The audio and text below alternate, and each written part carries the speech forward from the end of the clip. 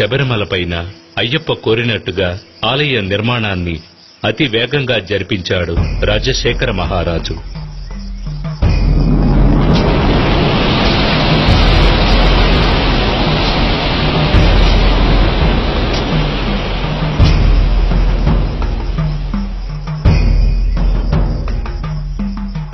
ఆ ఆలయంలో జీవిత తత్వాలను వివరించే విధంగా 18 మెట్లను కూడా ఏర్పరిచాడు.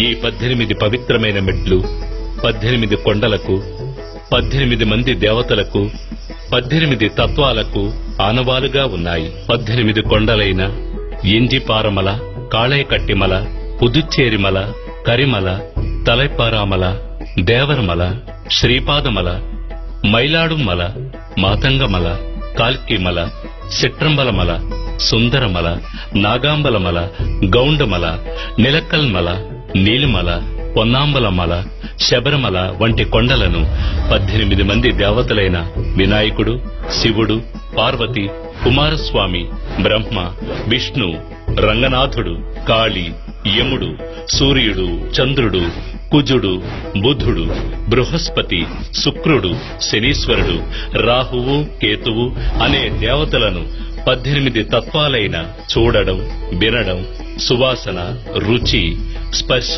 కామం, దురాశ, క్రోధం, లోభం, మోహం, మదం, మాత్సర్యం, డాంబికం, సాత్వికం, రాజసం, తామసం, విద్య, అవిద్య వంటి గుణాలను తెలియజెప్పే విధంగా స్వామి తత్వాధీనుడై ఉన్నాడని తెలియజెప్పడమే ఈ 18 మెట్ల ఉద్దేశం. ఆలయ నిర్మాణం పూర్తి కాగానే అయ్యప్పకు ఎటువంటి విగ్రహం ఏర్పాటు చేయాలనే సమస్య వచ్చింది.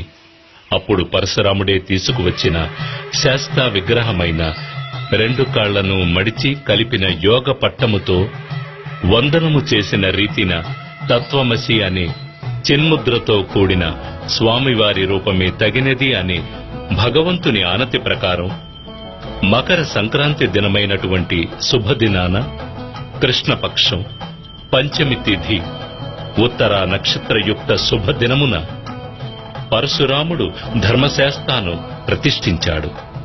నాటి నుంచి ప్రతి సంవత్సరం మకర సంక్రాంతి నాడు అయ్యప్ప తన భక్తులకు దర్శనమిచ్చి పరిపాలిస్తున్నాడు.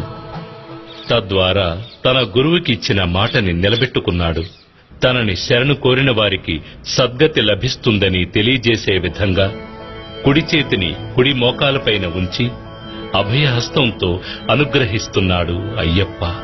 అంటే తనే శరీరం అన్నవారికి అభయమిచ్చే అద్భుత రూపమిది.